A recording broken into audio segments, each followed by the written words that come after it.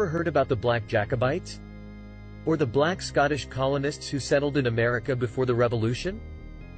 Have you been taught about the free black people who lived in England and even held high positions in the government? Probably not. And that's because history is often written by the victors, who tend to erase or ignore the stories of those who don't fit into their narrative. But today, we're going to shed some light on the hidden history of black people in colonial America and the Revolutionary War. We'll start with the Black Scottish colonists who settled in Cross Creek, North Carolina.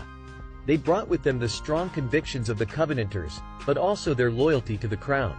So when the American Revolution broke out, some of them followed Donald MacDonald, a black Jacobite who called upon his countrymen to remember their oath of allegiance to the British king.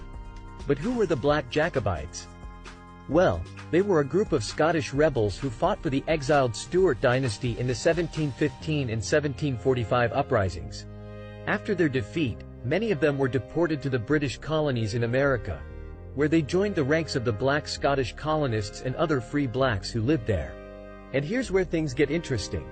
The ship manifests of the time reveal that many of these black colonists and Jacobites were described as having dark or swarthy complexions. Some were even called black, like William Ross, Duncan Campbell, and John Cunningham. But what's even more remarkable is that some of them fought in the Continental Army during the Revolutionary War. That's right, black soldiers fought for America's independence alongside white soldiers, despite the fact that they were often discriminated against and faced slavery or indentured servitude if they were captured by the British. Some of these black soldiers were even commissioned as officers, like James Armistead Lafayette, who served as a spy for the Marquis de Lafayette, or Salem Poor, who fought bravely at the Battle of Bunker Hill. But how come we don't learn about these black heroes in school or in popular culture? Well, that's a complicated question with a lot of different answers.